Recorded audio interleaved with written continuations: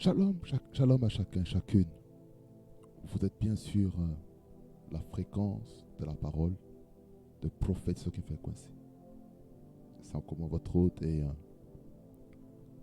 en ce matin, ou cet après-midi ou en cette soirée, peu importe le moment où vous allez regarder cette vidéo. Soyez les bienvenus et n'oubliez pas de liker, de commenter, de partager autour de vous afin qu'il y ait quelqu'un qui soit profondément béni au travers de cette thématique que nous allons partager en ce jour. Aujourd'hui, j'aimerais vous parler d'une thématique très importante en fait pour un enfant de Dieu. Parce que il arrive parfois que on a des problèmes parce que on a un problème au niveau de la gestion. Le thème que j'aimerais vous parler en ce jour s'intitule l'ordre des priorités pour un christianisme équilibré. L'ordre des priorités pour un christianisme équilibré. Pourquoi je parle de cette thématique? Je parle de cette thématique afin qu'on puisse comprendre qu'en tant qu'enfant de Dieu, nous devons trouver un bon équilibre afin que sa puissance se manifeste, afin que tous les niveaux de notre vie soient profondément bénis.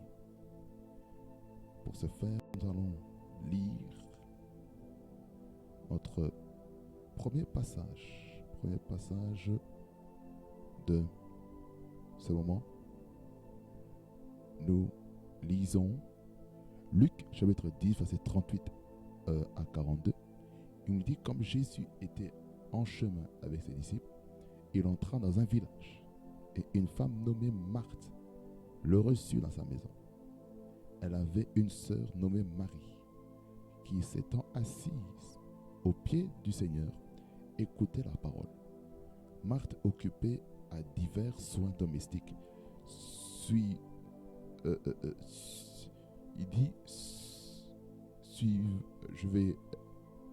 je reprends encore le verset 40 qui nous dit: Marthe, occupée à divers soins domestiques, survint et dit: Seigneur, cela ne te fait-il rien que ma sœur me laisse seule pour servir? Dis-lui donc de m'aider. Le Seigneur lui répondit: Marthe, Marthe, tu t'inquiètes et tu t'agites pour beaucoup de choses. Une seule chose est nécessaire. Marie a choisi la bonne part, qui ne lui sera point ôtée. Amen. En fait, ce passage est notre passage de base pour nous faire comprendre ici que Jésus-Christ, que la relation avec Dieu doit être primordiale. C'est ce que nous devons comprendre. On voit ici deux personnes. Elle était ici. Premièrement, on voit Marthe qui était hospitalière, qui a accueilli Jésus et tous les disciples avec. Et qu'est-ce qu'il faisait? Elle préparait à manger. Elle faisait tout pour que les disciples et Jésus-Christ lui-même puissent être à l'aise. Mais pendant que Jésus-Christ est venu, qu'est-ce qui s'est passé? Il enseigne la parole. Et Marie, sa sœur, Marie, la sœur de Marthe, était attentif à la parole de Dieu. Qu'est-ce qu'on comprend déjà ici à la base? Que nous devons avoir une haute priorité par rapport à sa croissance spirituelle. La Bible dit que l'homme ne vivra pas de pain seulement, mais de toute parole qui sort de la bouche de Dieu. Bon, la parole de Dieu, ça va partir de niveau que je vous parlerai plus tard. Par exemple, dans les Saintes Écritures, ici, j'aimerais vous parler. On comprend ici quelque chose de très important, que être équilibré est important, très important. Maintenant, je vais vous parler des ordres de priorité dans la vie d'un enfant de Dieu. Voici l'ordre de priorité qu'il faut respecter. Déjà, ce que nous devons comprendre, premièrement, nous devons mettre au sommet Dieu. Il faut mettre Dieu en premier. La deuxième chose, c'est la famille. La troisième chose, c'est le travail. Et la quatrième chose, c'est le service à la communauté. Je vais expliquer très rapidement de quoi il s'agit. Dieu en premier, on parle de la relation personnelle avec le Seigneur. On parle de la relation avec le Seigneur dans tous les sens du terme. Et je vais entrer dans les détails un peu par après. La famille, c'est important parce que la famille et je dirais que c'est la première église que Dieu nous a donnée en tant qu'enfants de Dieu. C'est la famille. C'est la famille. C'est la famille. C'est là où est-ce qu'on doit prendre soin avec un bon cœur. La troisième chose, c'est le travail. Le travail, c'est ce qui sert à prendre soin de sa famille. Qui sert à prendre soin aussi des choses de Dieu. La quatrième chose, c'est le service à la communauté. C'est quoi? C'est le fait de rendre service aux autres. Aux autres personnes, peut-être qu'on ne valorise peut-être pas. Rendre service à des collègues, à des amis, faire du bien, en fait, à chacun et chacune. Faire du bien aussi à ses frères et sœurs en Christ. Cela est très important. Et nous allons aller vers notre premier point. Le premier point qui parle de Dieu. Dieu c'est quoi? Qu'est-ce qu'on comprend ici au travers de notre premier point? Il dit que, regardez ce qu'il écrit dans mes notes. La première chose à mettre en premier est sa relation avec Dieu. Vous savez que si on ne met pas la relation avec Dieu en premier, ça sera problématique. Ça sera très problématique. Il faut mettre Dieu en premier. Je vais vous parler des différentes manières d'avoir une relation avec Dieu. C'est très important. Très important. C'est très important. Et lorsqu'on voit ici, on dit que personne ne peut remplacer sa relation avec Dieu avec autre chose. Avec d'autres choses. Ça peut être la relation avec la famille en premier, ou le travail en premier, ou le service à la communauté en premier. C'est ça le problème que nous avons aujourd'hui en tant qu'enfants de Dieu. C'est que nous plaçons en fait autre chose à la place de Dieu. Et ça, ce n'est pas bon. Et une des manières pour être équilibré, c'est de mettre Dieu en premier. Parce que mettre Dieu en premier, c'est vraiment mettre Dieu en tant que soubassement de notre foi. Ensuite, dans mon slide, j'ai dit qu'il y a plusieurs manières d'entretenir sa relation avec Dieu. On va les découvrir très rapidement. Exemple, on va aller dans Genèse 1er, avant que je dans les points. Il dit qu'au commencement, Dieu créa les cieux et la terre. Point. Ça, on sait tous. On sait tous que le premier point, c'est vraiment, on parle de la création, on parle de la création. On parle de la création. La création en Dieu, la création à tous les niveaux. C'est ce que Dieu veut. Dieu veut ça. Dieu veut vraiment qu'on comprenne un petit peu cette thématique. C'est ça le truc qu'il faut comprendre. C'est ça qu'il faut comprendre. Que au commencement, ce n'est pas le mariage. Au commencement, ce n'est pas la famille. Au commencement, ce n'est pas le travail. Au commencement, ce n'est pas l'église. Au commencement, c'est Dieu. Au commencement, c'est la relation avec Dieu. C'est ça qui est le plus important dans la vie de tous les jours. Au commencement était Dieu. Au commencement, Dieu créa les cieux et la terre. C'est ce que nous devons comprendre comme il est écrit ici dans ce slide. Maintenant, comment on fait pour entretenir un peu la relation avec Dieu? La première chose que j'aimerais vous parler, c'est la prière. La prière. La prière. Ici, qu'est-ce qu'on comprend? Il dit ceci. dans Luc 5, verset 16. Là, on parle de Jésus. Et il se retirait dans les déserts et priait. Donc, on comprend que le secret de Jésus-Christ dans l'exercice de son ministère, c'est la prière. La prière. Personne, aucun chrétien ne peut dire, voilà, oh non, pour n'importe quel domaine, je n'ai pas besoin de la prière. Nous avons tous besoin de la prière. La prière, elle est capitale afin qu'on soit en bonne santé.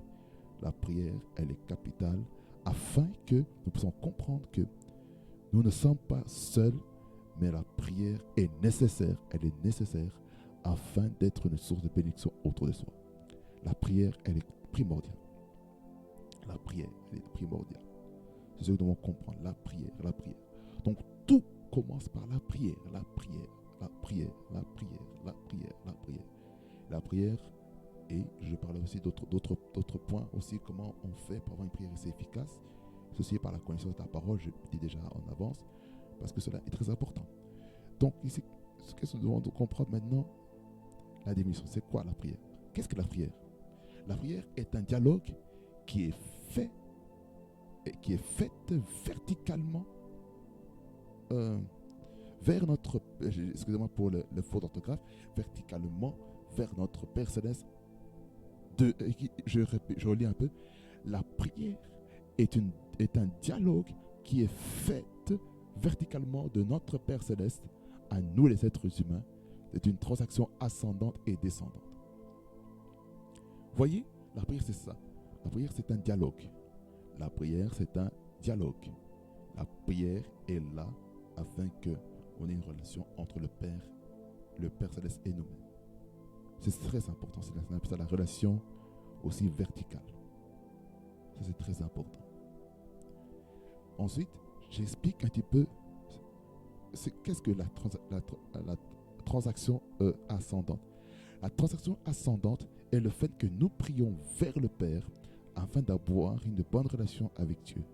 C'est là où on peut se décharger de tous les fardeaux de la vie, montrer sa vulnérabilité envers lui. On comprend que lorsqu'on prie, on est là pour se décharger. On n'est pas là pour vraiment se faire du mal. On n'est pas là pour garder des blessures. On n'est pas là pour garder des fardeaux. On est là pour se décharger complètement auprès du Seigneur. Ce qui se passe, en fait, nos vies changent. C'est ce que nous devons comprendre. C'est ce que nous devons comprendre. C'est très important. La relation ascendante. Là où est-ce que tu peux déverser ton cœur. C'est très important. Et c'est quoi la transaction descendante? La transaction descendante est la réponse de Dieu par sa parole, les directives prophétiques, les idées et une pensée que Dieu met dans notre cœur. C'est la phase d'illumination des sentiers de notre circonstance de la vie. C'est pourquoi il faut être attentif à sa voix. Ça veut dire que lorsque nous prions, nous devons savoir comment Dieu parle. Comment Dieu te parle en fait? Comment il te parle? Il te parle comment? Notre Père Céleste, il te parle comment? Par quel moyen? Est-ce qu'il te parle par voix audible? Est-ce qu'il te parle au travers de cette voix douce? Est-ce qu'il te parle à ton cœur? Est-ce qu'il te parle au travers de la parole de Dieu? Est-ce qu'il te parle au travers des circonstances que tu traverses?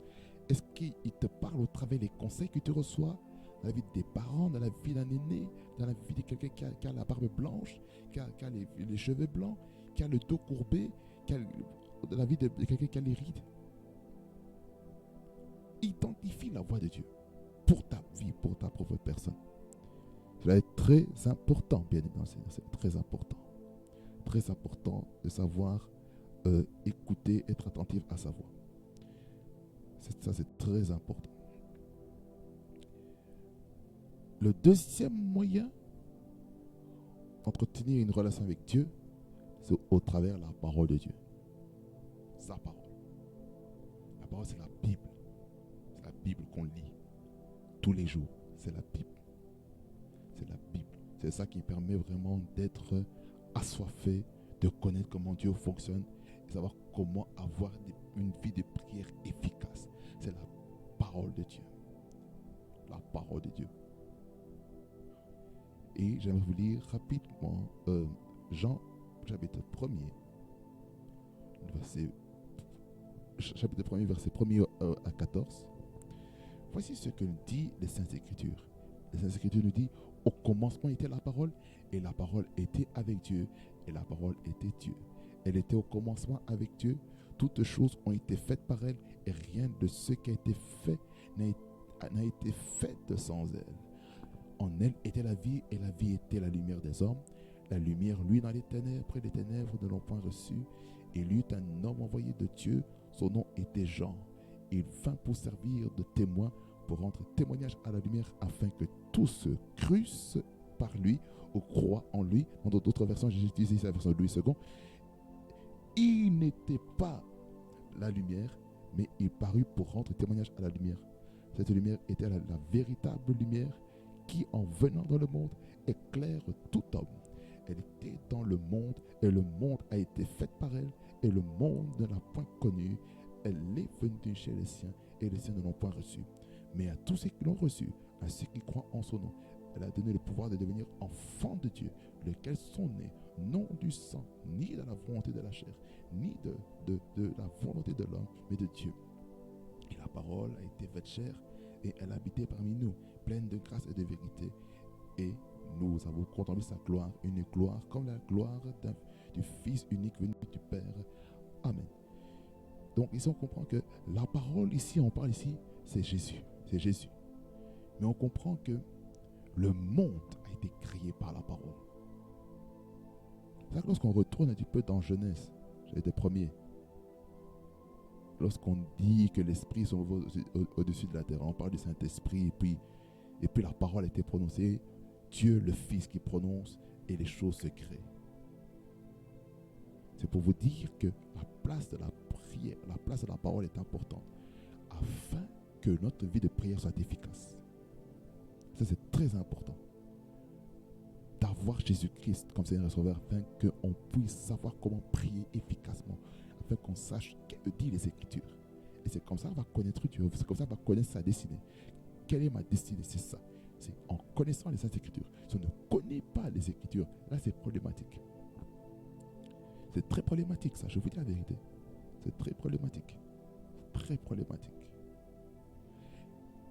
Il y a une chose que vous devez comprendre. Hein. Dans la parole, il y a 3 disciplines que chaque enfant de Dieu doit avoir. 3 disciplines de la parole.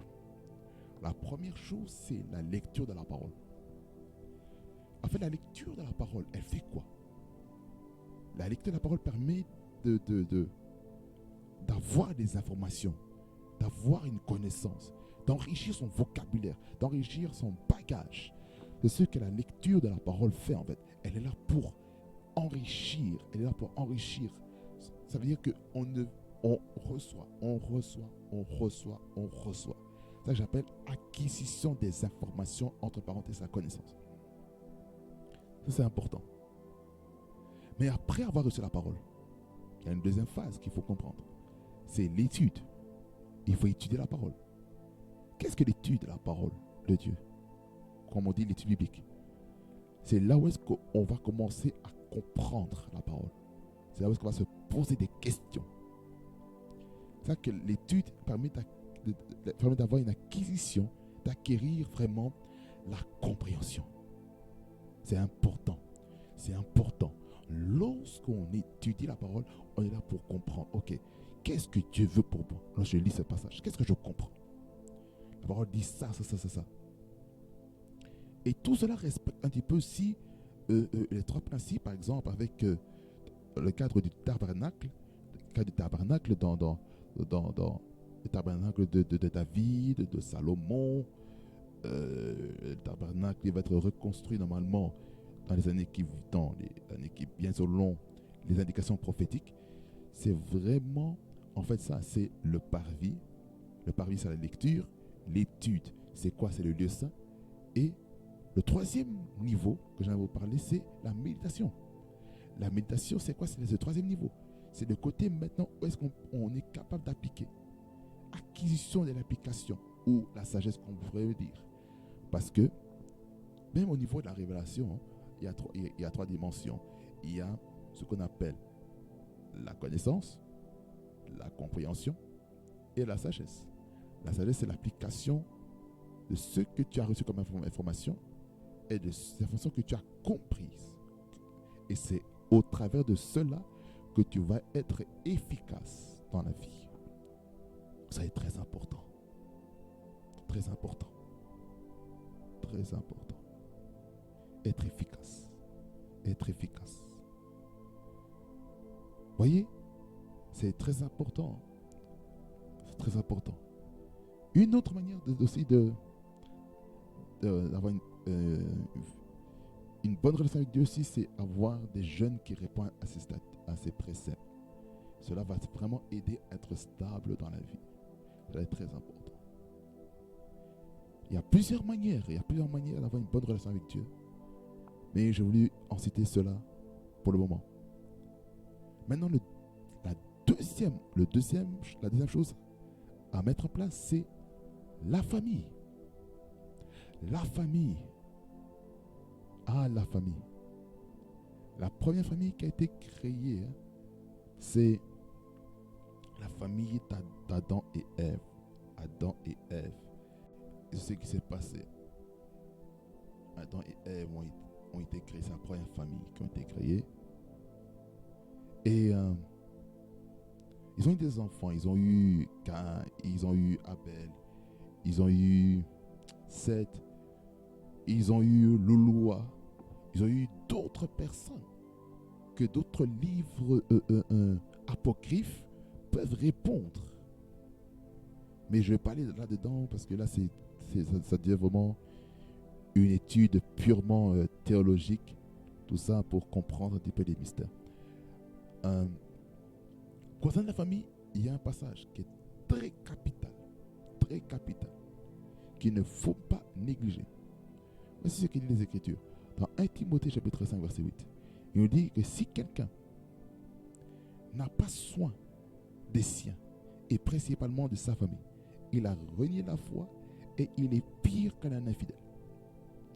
Ce passage, il est très fort. Il est très fort ce passage. Pourquoi? Parce qu'on comprend ici qu'après avoir eu une bonne relation avec Dieu, il faut avoir une bonne relation avec sa famille. Il faut avoir une bonne relation avec sa famille.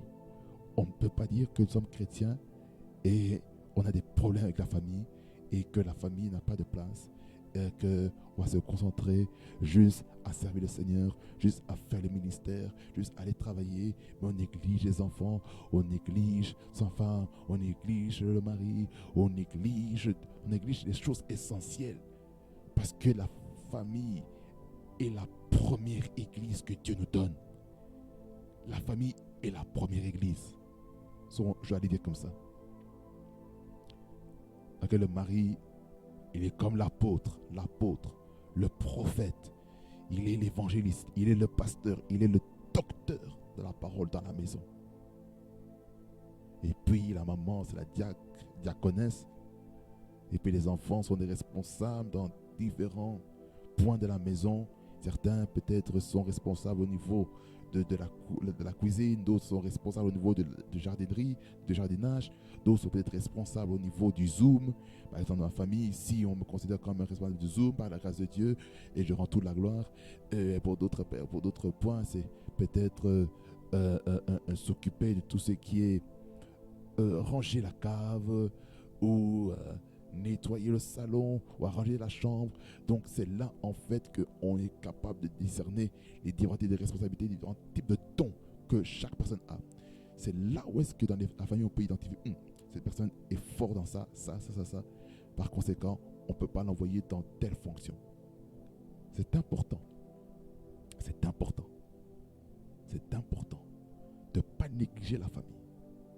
Vous voyez, si on ne prend pas soin de sa famille, on est pire qu'un infidèle, on est pire qu'un païen, on est pire qu'un athée, on est pire que ça. C'est pourquoi il ne faut pas négliger. Il ne faut pas négliger.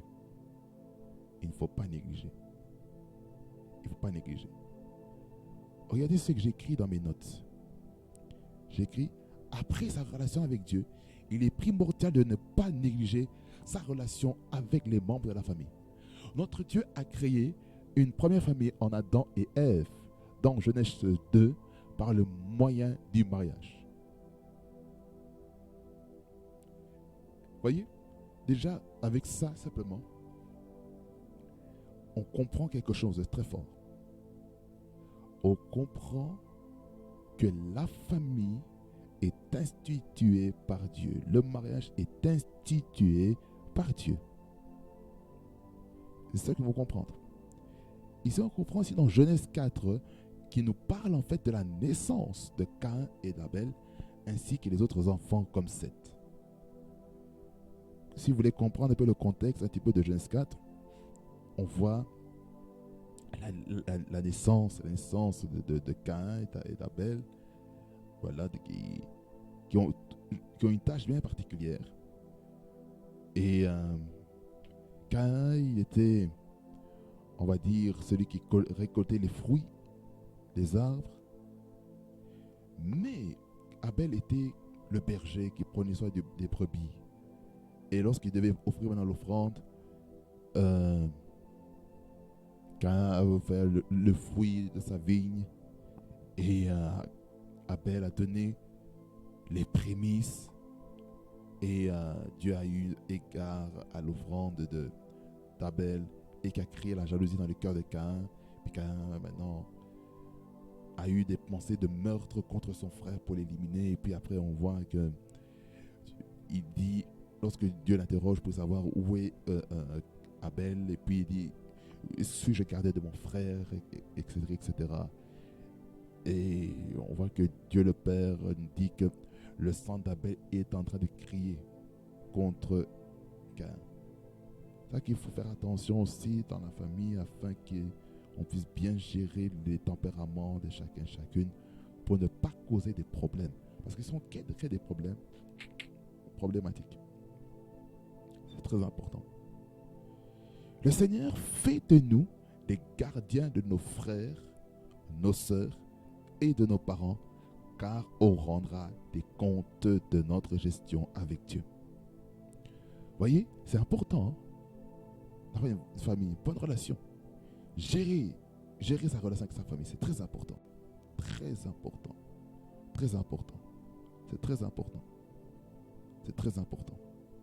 La volonté de Dieu pour la famille est de prendre soin de sa famille en ayant une relation qualitative et quantitative. Il arrive parfois qu'on n'a pas vraiment le temps d'être là beaucoup de fois. Mais, dites avec moi, il y a un mais. Il y a certaines personnes, avec le peu de temps qu'ils ont, ils font tout pour maximiser, pour avoir un temps de qualité. C'est très important d'avoir une bonne relation. La relation familiale va amener de l'équilibre dans la maison en prenant soin de sa famille. Le diable ne trouvera pas de place pour détruire la famille. C'est important d'avoir une bonne relation familiale afin que le diable ne puisse pas pénétrer à l'intérieur. C'est très important. Si on manque ça, c'est qu'il y a un problème. Il faut la stabilité. Il faut la stabilité dans la maison. Pour fortifier les liens avec la famille, il faut établir des cultes de famille réguliers, pour sécuriser la maison spirituellement. Les cultes de famille est important. Le culte de famille est important. En tant que famille chrétienne, il faut des cultes de famille réguliers. Il faut, peu importe le temps, il faut un culte familial. Vous savez que c'est ça que ça va produire? On dit, ceux qui prient ensemble s'aiment ensemble, n'est-ce pas? La prière de famille va fortifier l'amour par la famille. C'est important. C'est important. C'est très important et capital. Très important. C'est très important. Il faut sécuriser sa maison. C'est pour ça que je dis que la place des activités en famille va renforcer l'intimité et la cohésion de la famille. Ça veut dire qu'il ne faut pas faire les choses tout seul. Il ne faut pas. Il faut trouver des choses, des ateliers, des activités qui vont faire en sorte que nous allons être solides dans la famille. C'est très important. C'est très important. C'est très important. C'est très important. Trop important même. C'est pourquoi il est important de trouver des moments où les membres de la famille peuvent interagir sur des sujets importants. Ça veut dire que, par exemple, si on parle de politique, si on parle de l'économie, ça va permettre de savoir, de discerner, d'analyser l'esprit critique de chacun et chacune. Savoir quel argument, quels sont les points de vue. On respecte chacun et chacune, mais on respecte les opinions. C'est très important. C'est très important. Parler en famille, ça permet vraiment de prendre le temps de prendre des bonnes décisions ensemble. C'est très important. C'est pourquoi j'aimerais dire, comme écrit dans mes notes, il ne faut pas laisser chacun dans son coin 24 heures sur 24 et 7 jours sur 7, car cela détruit l'harmonie, l'unité et l'amour de la famille. Il y a des moments où il ne faut pas permettre ça. Il y a des personnes qui sont casaniers, des personnes qui sont introverties ou introverts en anglais, les gens qui sont extravertis, qui ont un contact facile avec les gens. Et certains, ça ne leur pose aucun problème de rester tout seul. Parce que ce sont des personnes qui réfléchissent beaucoup. J'ai un membre de famille comme ça, qui est introverti. Qui est introverti, il réfléchit beaucoup. Il réfléchit beaucoup. Et ça, c'était une bénédiction d'avoir un membre de famille qui est vraiment casanier, qui prend le temps de réfléchir sur des objectifs à faire. C'est très important. Et il faut savoir analyser les tempéraments, savoir trouver des moments où il faut se rassembler ensemble, comme Noël, comme Pâques, comme le Nouvel An, comme toutes ces choses-là, les vacances, les mariages, les fiançailles, les funérailles. Ainsi, ce n'est pas le bon moment, mais c'est le moment pour prouver qu'il y a de l'harmonie, de l'unité et l'amour autour de soi. C'est important. Mais attention, il y a un passage qui fait couler beaucoup d'encre. C'est Luc 14, verset 27. Mais je n'ai pas pris Louis II.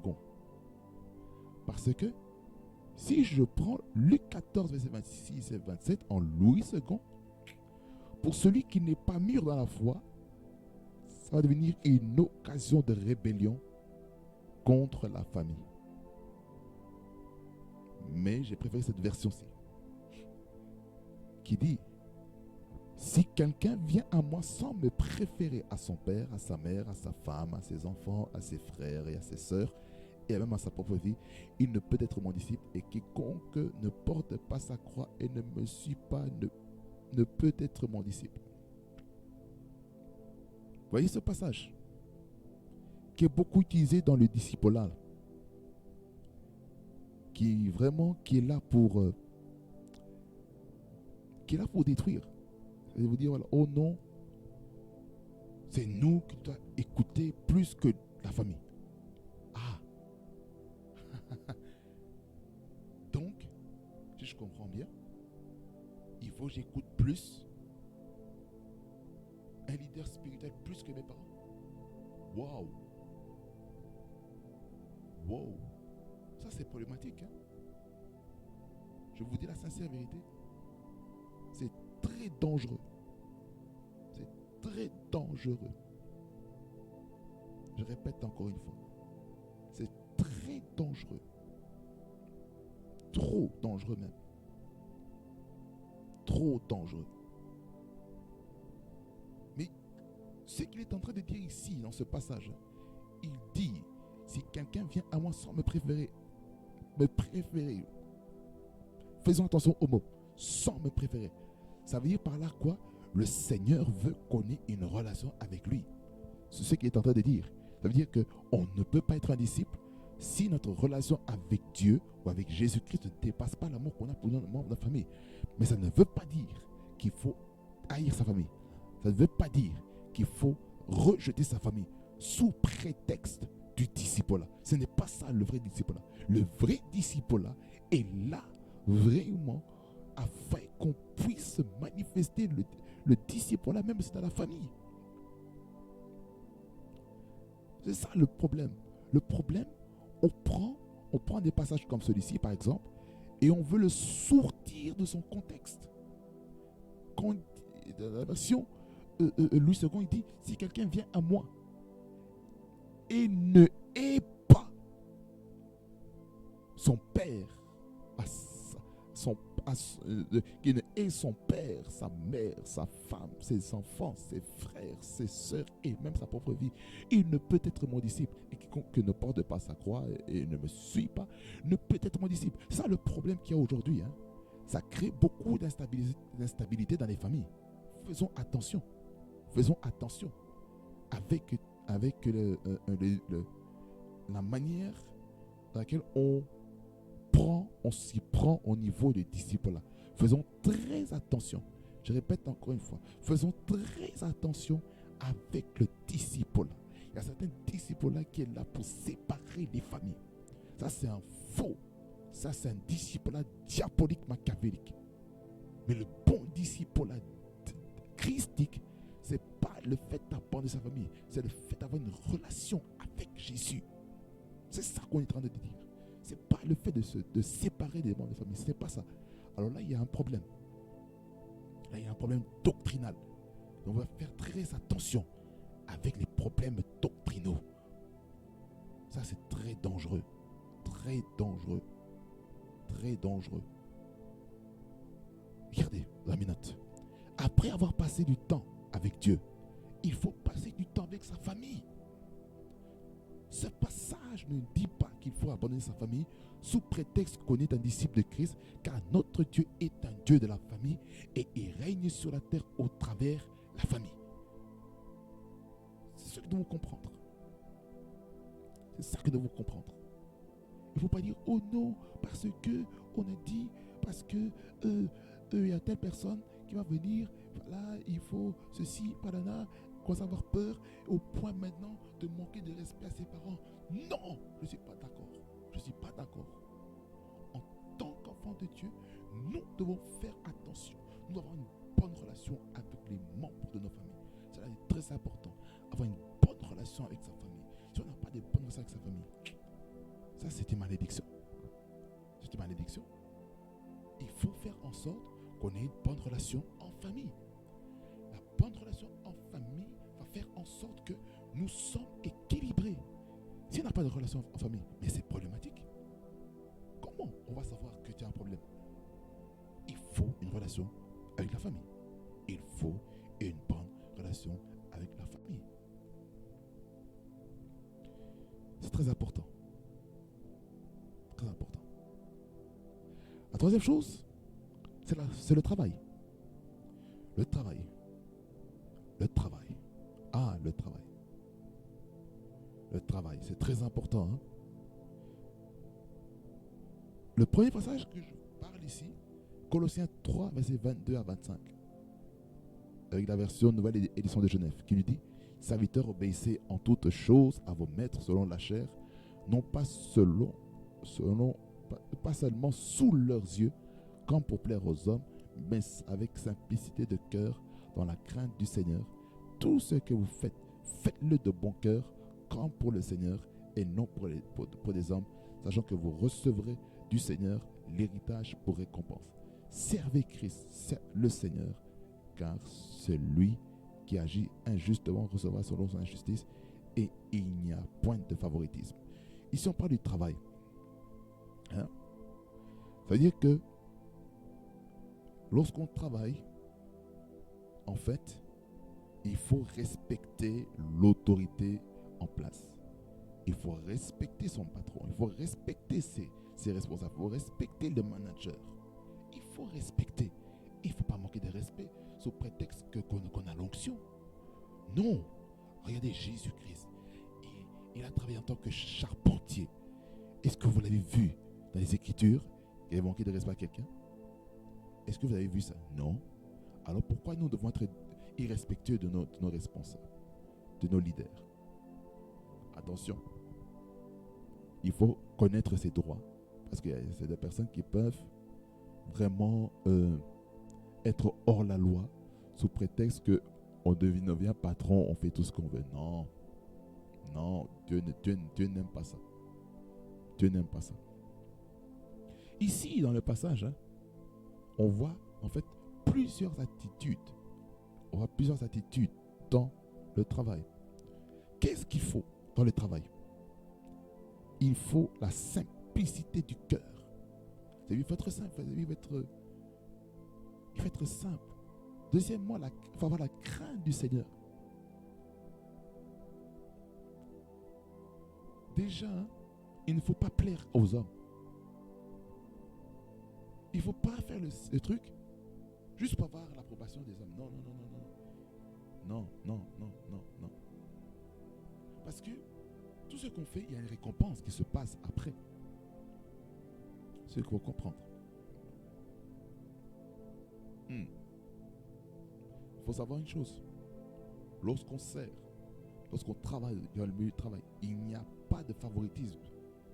C'est-à-dire, tu fais bien ton travail, le système qui est mis en place va te promettre, va te promouvoir au-dessus. Tu fais mal ton travail, puis tu restes au même endroit. Mais ceux qui viennent après toi et qui prennent des places de leadership, de responsabilité, problème.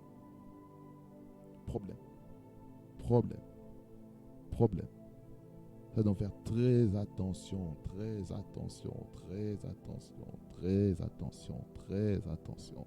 Je répète encore une fois, on doit faire très attention. Encore une fois, je mets encore de l'emphase. On doit faire très attention. Et si on ne fait pas attention, il y a un problème. Faisons attention. Faisons très attention. Dans Proverbe 12, 24, on dit « La main des diligents dominera, mais la main lâche sera tributaire. » Ça veut dire que celui qui travaille avec diligence, mais il va finir par diriger. Mais c'est logique que quelqu'un qui travaille, qui soit en position de leadership. C'est normal. Mais la main lâche, ça veut dire que c'est celui qui ne travaille pas, celui qui est paresseux. Sera tributaire, ça veut dire que celui qui est tributaire, ça veut dire qu'il devient un esclave. Aïe! Oh Seigneur, aide-moi à ne pas être esclave. Pas être esclave de quelqu'un dans le travail. Non. Parce que c'est une malédiction. C'est une malédiction. Et l'autre passage qui parle encore du travail, c'est Matthieu 25, verset 14 à 30. C'est la parabole des talents. Il dit ceci: il en sera comme d'un homme qui, partant pour un voyage, appela ses serviteurs et leur remit ses biens. Il donna 5 talents à l'un, 2 à l'autre et un au troisième, à chacun selon sa capacité. Et il partit. Aussitôt celui qui avait reçu les 5 talents s'en alla, les fit valoir, et il gagna 5 autres talents. De même, celui qui avait reçu les 2 talents en gagna 2 autres. Celui qui n'en avait reçu qu'un alla faire un creux dans la terre et cacha l'argent de son maître. Longtemps après, le maître de ses serviteurs revint et leur fit rendre compte. Celui qui avait reçu les 5 talents s'approcha en apportant 5 autres talents, et il dit: Seigneur, tu m'as remis 5 talents, voici, j'en ai gagné 5 autres. Son maître lui dit: c'est bien, bon et fidèle serviteur. Tu as été fidèle en peu de choses, je te confierai beaucoup. Entre dans la joie de ton maître. Celui qui avait reçu les 2 talents s'approcha aussi, et il dit: Seigneur, tu m'as remis 2 talents, voici, j'en ai gagné 2. Son maître lui dit: c'est bien, bon et fidèle serviteur. Tu as été fidèle en peu de choses. Je te confierai beaucoup. Entre dans la joie de ton maître. Celui qui n'avait reçu qu'un talent s'approcha ensuite et il dit, Seigneur, je savais que tu es un homme dur qui moissonne où tu n'as pas semé et qui amasse où tu n'as pas vanné. J'ai eu peur et je suis allé cacher ton talent dans la terre. Voici, prends ce qui est à toi. Son maître lui dit, serviteur méchant et paresseux, tu savais que je moissonne où je n'ai pas semé et que j'amasse où je n'ai pas vanné. Il te fallait donc remettre mon argent au banquier et à mon retour, j'aurais retiré ce qui est à moi avec un intérêt.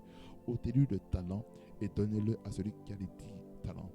Car on donnera à celui qui a et il sera dans l'abondance. Mais à celui qui n'a pas, on notera même ce qu'il a. My God. Et le serviteur inutile, jette-le dans les ténèbres du dehors où il y aura des pleurs et des grincements des dents. Aïe. Ce passage-ci, il est trash. Il est trash. Il est trash. C'est pour nous faire comprendre ceci. Que nous devons utiliser toutes les capacités que nous avons pour le travail. Tu as l'intelligence logico-mathématique.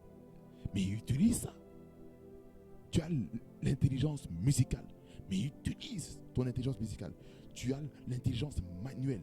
Utilise cela. Tu as l'intelligence artificielle. Utilise ça. Tu as l'intelligence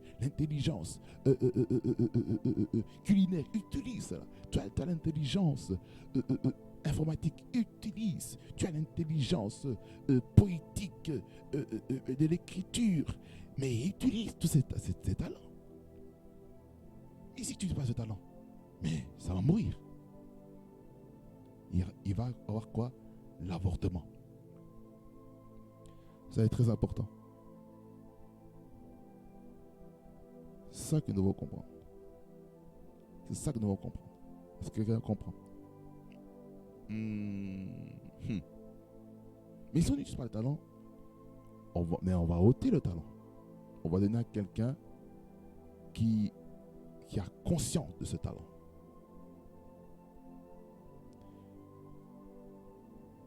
Cela est très important. Très, très, très important. Très important. Très important. J'aimerais dire ceci par votre travail. Le travail, c'est ce que tu fais dans la vie de tous les jours. Pour un étudiant, ce sont les études. Pour un employé, c'est son emploi. Un ouvrier, c'est son emploi. Pour d'autres, c'est l'entrepreneuriat. C'est tout ce que tu fais qui a un impact dans la société. Cela est très important. Il ne faut pas mépriser ça. Si tu es un étudiant, étudie bien, bosse bien et distingue là-dedans. Vous êtes un travailleur, bossez bien, travaillez bien afin que vos collègues soient impactés par votre vie, etc., etc. Prenons au sérieux tout ce qu'on fait et que cela soit vraiment un travail de qualité. Le prochain point, c'est le service à la communauté. Le service à la communauté. Là, c'est là où est-ce que l'église se trouve.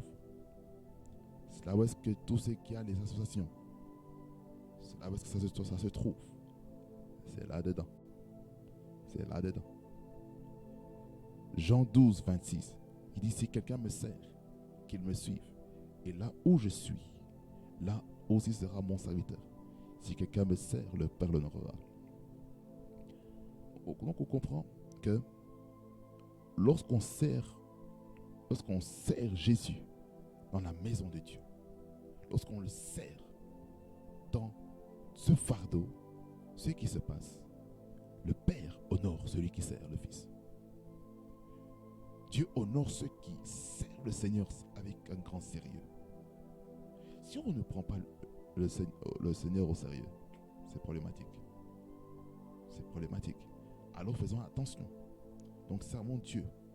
Servons Dieu de tout notre cœur, de toute notre âme et de toute notre pensée. Ça c'est important. Et dans Éphésiens 6, verset 5 et 9, Ce passage est semblable au livre de Colossiens chapitre 3 qu'on a lu par rapport au travail. Il dit ceci: serviteurs, obéissez à vos maîtres selon la chair avec crainte et tremblement, dans la simplicité de votre cœur. C'est la même chose, comme à Christ.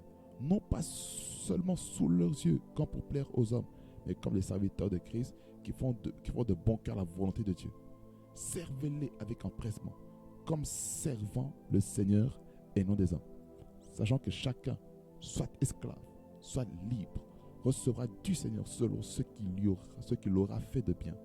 Et vous, maîtres, agissez de même à leur égard et abstenez-vous des menaces, sachant que leur maître et le vôtre est dans les cieux et que devant lui il n'y a point de favoritisme. Ici on comprend quelque chose de très clair, très clair, très clair. Ici on voit la part, des serviteurs et la part d'un responsable. Ça veut dire que pour un responsable, il ne doit pas menacer les gens. Il ne doit pas être violent, il ne doit pas être vulgaire, il ne doit pas être quelqu'un qui est là pour abuser les gens spirituellement, il ne doit pas être quelqu'un qui abuse psychologiquement, mais être quelqu'un qui respecte vraiment les valeurs des gens. C'est ce que nous devons comprendre. Alléluia. Shika Baba Yasete. Manama Sende Kenene Mama Yenene Masanara Bro. Yanama Saneleba Sheneleba. Yanama Sanalaba Shenelebo. Mananama Sanalabro Kodareleba Boscandelebro. Ananama Sonorobosha. Ikataya. Emanama Mama Sananama Sonorobo Sendelebe Senelebosha. Yananama Sanalebo Sonorobo Sananama Mama Sananama Sanayamahasa. Et makata ilebro, et mahade brokota yama senelebo. Oh mon Dieu, vous savez, lorsque vous lisez ce passage, on voit encore les attributs qu'il faut en tant que leader, en tant que serviteur de Dieu. On a besoin de servir avec une bonne volonté, servir avec empressement, ça veut dire quelqu'un qui est zélé, quelqu'un qui a la motivation. C'est important. Lorsqu'on n'a pas la motivation, on est voué à l'échec. On va faire les choses pour Dieu et puis on sera frustré. Pourquoi? Parce que on a été offensé, quelqu'un nous a fait du mal et on pensait qu'on allait servir des hommes, mais en réalité on sert Dieu. C'est ça qu'il est important de bien comprendre. My God Almighty. Emana Santa Yamamai. Le service de la communauté, c'est quoi? Le Seigneur nous appelle Marabaskanta et Prokosataba. Le Seigneur nous appelle à rendre des services à la communauté comme l'Église, la société et tout cercle qui sort du contexte familial professionnel. Yakata Kipras. Ça c'est important à souligner. Ça peut être aussi le temps de divertissement. Ça se trouve là aussi. Et j'aimerais vous dire aussi, il y a 5 attitudes à avoir dans les services. La première chose, c'est l'amour. On ne peut pas servir sans avoir l'amour de ce qu'on fait. L'amour de la communauté. Ça, c'est l'amour. C'est une preuve primordiale.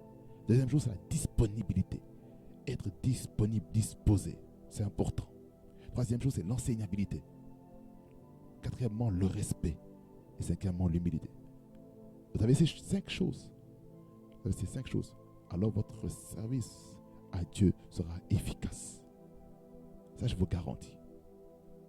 Vous faites ça, vous aurez un service puissant dans votre vie. C'est très important.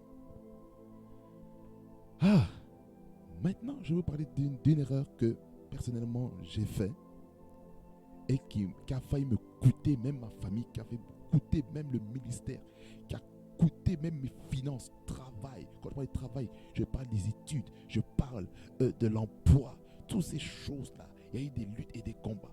Pourquoi? Parce que je mettais comme ordre de priorité, et regardez bien, je mettais bien sûr Dieu en premier, et puis après Dieu, je mettais tout ce qui appartenait à Dieu, ça veut dire la communauté, ça veut dire l'église. Et puis troisième fois, je mettais le travail, puis la famille en dernier rang. Ça, c'est une erreur à ne pas faire, à ne pas commettre en tant qu'enfant de Dieu. Nous ne devons pas faire cette erreur-là.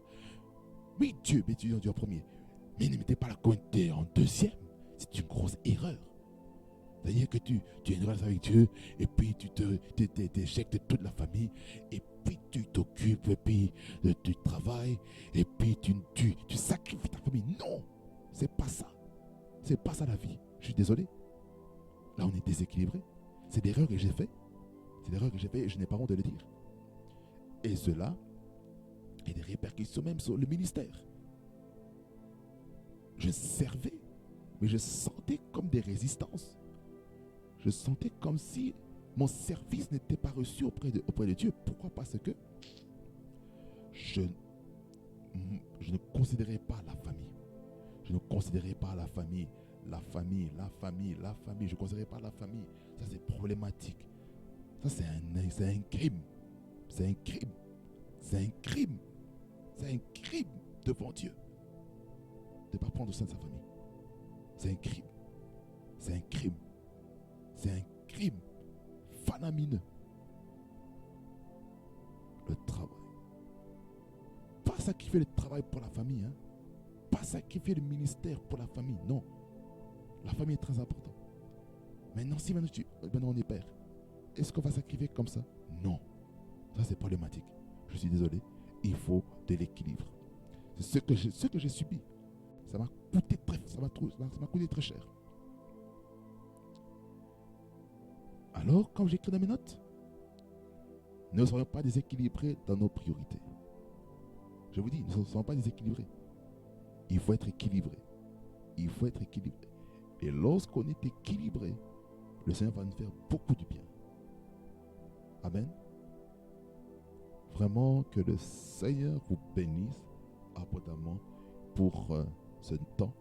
Je sais que c'était un temps vraiment mémorable et impactant.